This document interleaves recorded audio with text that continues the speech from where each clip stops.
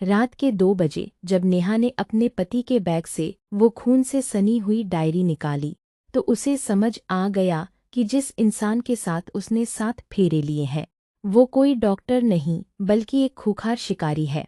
लेकिन सच इससे भी ज्यादा भयानक था।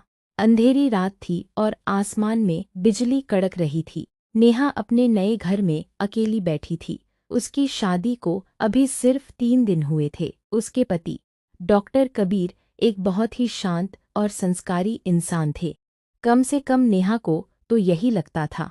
उस रात कबीर एक इमरजेंसी केस के सिलसिले में अस्पताल गए हुए थे। नेहा को नींद नहीं आ रही थी, इसलिए वो कमरे की सफाई करने लगी।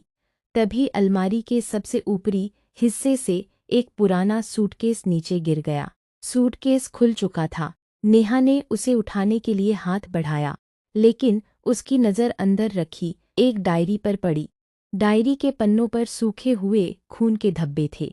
कौतूहलवश नेहा ने डायरी खोली। उसमें लड़कियों की तस्वीरें थीं और हर तस्वीर के आगे एक तारीख लिखी थी और आखिरी तस्वीर खुद नेहा की थी, जिसके आगे कल की तारीख लिखी थी। नेहा के पैरों तले जमीन खिसक गई। उसका दिल जोर जोर से धड़कने लगा। क्या उसका पति एक सीरियल किलर था? क्या वो अगली शिकार थी? दोस्तों, नेहा की जान अब खतरे में थी। क्या वो इस घर से भाग पाएगी?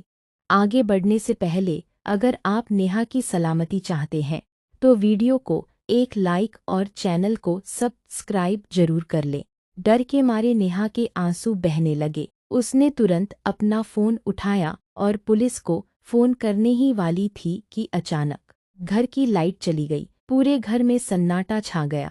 सिर्फ बाहर कड़कती बिजली की आवाज़ आ रही थी।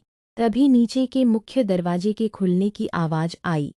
चर्रर, कोई घर के अंदर दाखिल हुआ था। भारी कदमों की आवाज़ धीरे धीरे सीढ़ियों से ऊपर नेहा के कमरे की तरफ बढ़ रही थी। नेहा ने डरकर डायरी को वापस छुपाया और पलंग के नीचे छिप गई।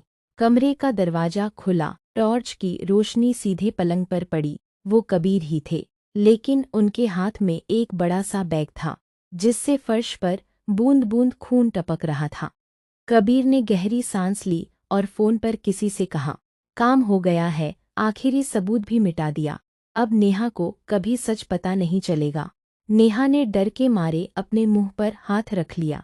उसकी आंखों से आंसू बह रहे थे। कबीर कमरे से बाहर चले गए। नेहा ने हिम्मत जुटाई। वो पलंग के नीचे से निकली और खिड़की के रास्ते घर से भाग खड़ी हुई। वो सीधे पास के पुलिस स्टेशन पहुंची।